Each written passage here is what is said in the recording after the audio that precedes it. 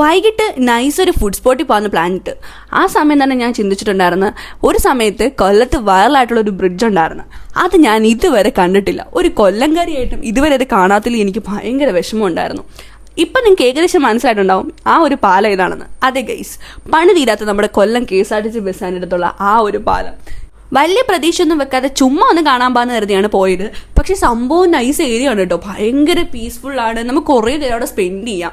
നല്ല രസമാണ് കണ്ടുകൊണ്ടിരിക്കുന്നത്. ഓപ്പോസിറ്റ് തേവള്ളി പാലം, അതിന് നമ്മൾ ഇപ്പുറ സൈഡിലോട്ട് നോക്കുകയാണെങ്കിൽ KSRTC ബസ് സ്റ്റാൻഡ്. സത്യം പറഞ്ഞാൽ നല്ലൊരു പീസ്ഫുൾ ഏരിയ. ഒരുപാട് ടൈം ഞങ്ങളവിടെ സംസാരിച്ചുകൊണ്ട് സൊറയൊക്കെ പറഞ്ഞ് ഇങ്ങനെ നിന്നു വഴി കൂടെ പോകുന്നവരെ വായി നോക്കി എടുത്തുമൊക്കെ നിൽക്കലായിരുന്നു എൻ്റെ പണി.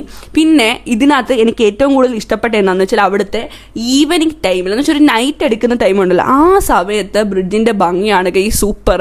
ഞാൻ വന്ന് കഴിഞ്ഞിട്ട് കുറേ ടൈം കഴിഞ്ഞപ്പോഴത്തേക്ക് ഞങ്ങളൊരു 1.5 hour അവിടെ സ്പെൻഡ് ചെയ്തെന്ന് തോന്നുന്നു. ഒരു ഈവനിങ് ഒക്കെ ആയി കഴിഞ്ഞു വെച്ചാൽ ഒരു 7 മണിയൊക്കെ അടുത്തൊക്കെ വന്നപ്പോഴത്തേക്ക് നൈസാണ് കേട്ടോ ആ സ്പോട്ട് കാണാൻ വേണ്ടിയിട്ട്. നല്ല ഭംഗി തോന്നി. പിന്നെ ഞങ്ങൾ നേരെ അവിടുന്ന് എനിക്ക് ഫുഡ് കഴിക്കാൻ വേണ്ടിയാണ് ഞാൻ ഇറങ്ങിയത് നിങ്ങളുടെ അടുത്ത് പറഞ്ഞിട്ടുണ്ടായിരുന്നില്ല. അപ്പം ഞാനൊരു ഫുഡ് സ്പോട്ട് കണ്ടു വെച്ചിട്ടുണ്ടായിരുന്നു. നേരെ അവിടേക്കാണ് പോയത്.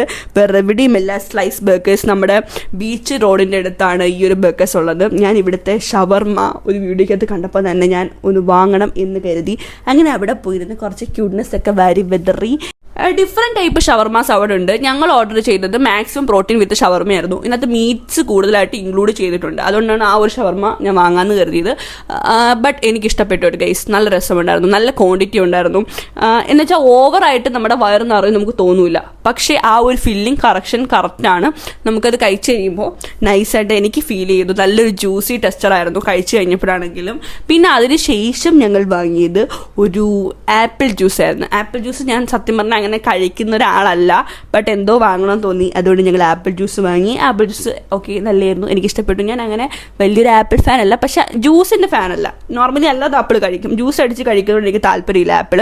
പിന്നെ അതിന് ശേഷം എനിക്കും അവനും ഒരു ഷുഗർ ക്രേസ് തോന്നി. സത്യം പറഞ്ഞാൽ ഞാൻ ഈ ഷുഗർ അധികം ഇഷ്ടപ്പെടുന്ന ആളല്ല, പക്ഷേ ഓപ്പോസിറ്റ് നിൽക്കുന്ന അവൻ ഭയങ്കരമായിട്ട് ഷുഗർ ഇഷ്ടപ്പെടുന്ന ആളാണ്, സ്വീറ്റ്സ് ഇഷ്ടപ്പെടുന്നതാണ്. ബട്ട് എനിക്ക് അത്ര ഒരു താല്പര്യമുള്ള ആളല്ല.